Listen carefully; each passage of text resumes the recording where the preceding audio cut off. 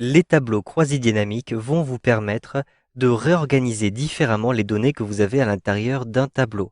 Ainsi, vous allez pouvoir créer de nouvelles corrélations et vous allez pouvoir croiser des données d'une autre manière. Cela va faire ressortir de nouveaux éléments et vous pourrez analyser plus facilement vos tableaux. Par exemple, ici, j'ai une liste de clients avec à chaque fois un achat avec le type d'achat, le fournisseur et la date de facture. Je vais en plus avoir le total des achats et à chaque fois le département de résidence de ce client. Je vais donc sélectionner l'intégralité de ce tableau. Je positionne le curseur de la souris en A1. Je clique, je maintiens le bouton de la souris appuyé et je déplace le curseur de ma souris jusqu'en G21. Je relâche maintenant le curseur de ma souris et je vais me rendre à l'intérieur de l'onglet Insertion. C'est dans l'onglet Insertion que vous allez retrouver les différents types d'insertion de tableaux. Je vais donc cliquer ici sur Tableau et je vais tout de suite choisir le tableau croisé dynamique. Un simple clic. J'ai maintenant une nouvelle fenêtre qui apparaît. Effectivement, la plage que j'ai sélectionnée a été ici détectée par le programme et je souhaite donc sélectionner un tableau de A1 à G21 pour générer mon tableau croisé dynamique. Je souhaite en plus générer ce tableau croisé dynamique à l'intérieur d'une nouvelle feuille. Vous pouvez choisir une feuille de calcul existante si vous le souhaitez. Je vais bien sélectionner une nouvelle feuille de calcul. Je clique maintenant sur OK pour valider et pour générer mon tableau croisé dynamique. Pour l'instant, il n'y a aucune information à l'intérieur de mon tableau croisé dynamique.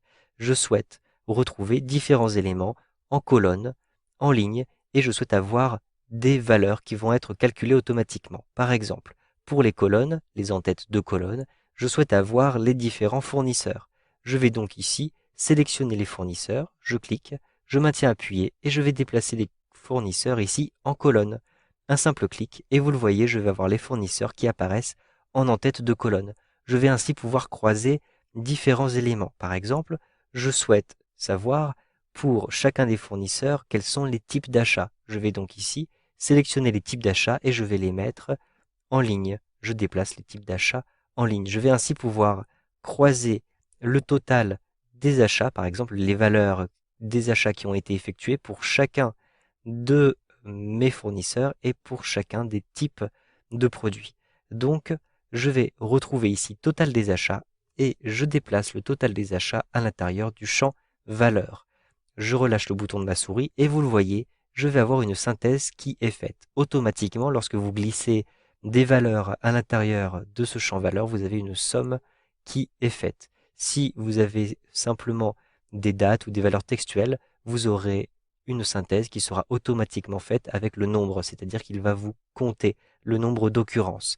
Ici, j'ai le calcul qui est fait automatiquement. Et si je regarde à l'intérieur de mon tableau croisé dynamique, j'ai en plus le total pour chacun des éléments. Par exemple, le total pour ce fournisseur-ci.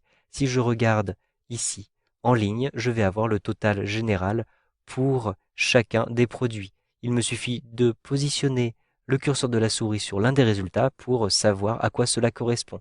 Donc 944 correspond au total des achats pour la ligne cuisine. Si je déplace le curseur de la souris à cet endroit-ci, je sais que 410 correspond à la valeur des achats qui correspondent à la fois à la catégorie cuisine et au fournisseur projet service. Vous savez donc maintenant comment générer un premier tableau croisé dynamique avec Excel 2013.